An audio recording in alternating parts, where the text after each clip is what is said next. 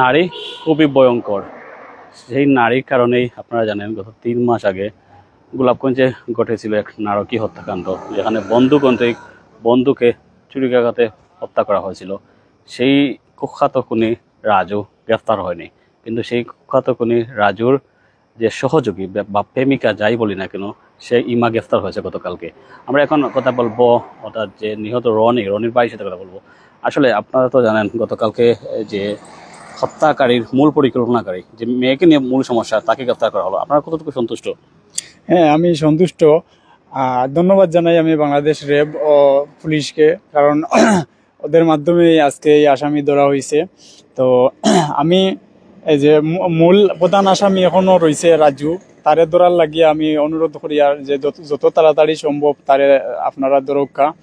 আর তার লগে যারা জড়িত আছে সঠিক তথ্য তাদেরকেও যেন আইনের আওতায় আনা হয়। আর আমি ওখানেও জিও করি যে সঠিক একটা বিচার হোক, আর আমি আমার ভাইয়ের উপযুক্ত যেন বিচার পাই, যাতে আমার ভাইয়ের লাগান আর যেন দেশ এইরকম কোনো ধরনের খুন মার্ডার হয় না।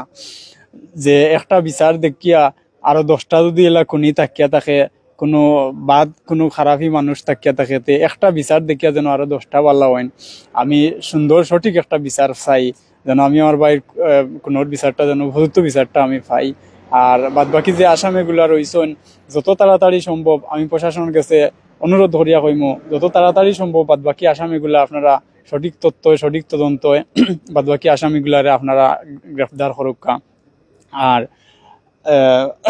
আমার ভাই লাগিও আপনারা হলে দোয়া করবা। আমার ভাইয়ে যদি কোনো খেউরের মনে কোনো কষ্ট দিয়া থাকে তে আল্লাহর কাছে মাফ করে দিবা। আমার ভাইয়ের 2টা বাচ্চার লাগিও দোয়া করবা, আমার লাগিও আপনারা দোয়া করবা। আচ্ছা, আপনি তো যে আপনার ভাই তো নিহত রনি, আর রনির সাথে তো রাজুর একটা ভালো সম্পর্ক ছিল। আসলে কি ধরনের সম্পর্ক ছিল রাজুর সাথে? বন্ধুত্ব সম্পর্ক, খুবই ঘনিষ্ঠ বন্ধুত্ব সম্পর্ক ছিল। আর একটা নারী তাকে নিয়া যে মূল যে খন্ডলী যে নারী, এই নারী আপনারা তো জানেন, আস্থা দেশবাসী জানেন, গতকালকে আটক করা হয়েছে, আজকে গোলাপগঞ্জ থানায় আনিয়া তাইরে রাখা হয়েছে কেন। তো আসলে মূল ঐলগিয়া এই নারী তাকিয়াই সমস্যা, যে নারী গতকালকে ধরা খাইছে এর তাকিয়া ঐলগী সমস্যা। তো তারে আটক করা হয়েছে। আর মেইন যে আসামি রাজু, তারে এখনো পর্যন্ত আটক করা হয়েছে। যে নারীকে আটক করা হয়েছে ওনার নাম কি এবং ওনার বাড়ি কোথায়?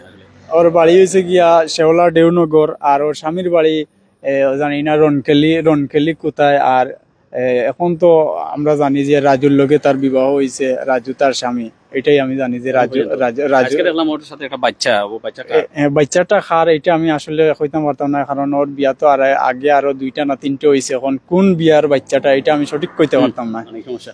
আচ্ছা, যিনি আসলে এখন গ্রেফতার হলেন, পুলিশের হাতে আছেন, তার শাস্তি কি চান? আমি ওর উপযুক্ত শাস্তি চাই, আমি ওর ফাঁসি চাই।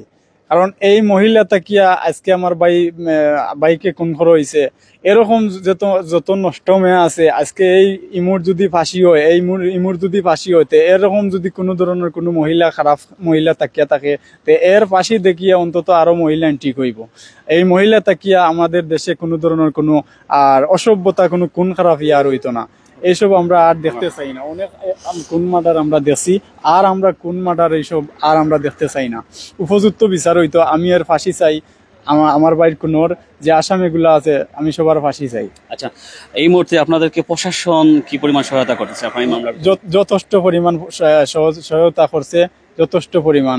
আমি কৃতজ্ঞ জানাই আমার পক্ষ থেকে তাদেরকে।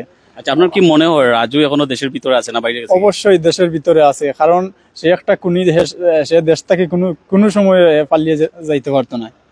ওকে, আমরা যে কথা বলতেছিলাম, গোলাপগঞ্জের ইতিহাসে যে জঘন্যতম ঘটনা ঘটেছিল, নারকীয় হত্যাকাণ্ড। আপনারা জানেন গোলাপগঞ্জে কদম গাছে তলে প্রায় 3 মাস আগে বন্ধু খুন, অর্থাৎ যুবদল কর্মী রনিকে ছুরিয়াঘাতে হত্যা করা হয়েছিল, অর্থাৎ ছাত্রদল নেতা রাজু হত্যা করেছিল।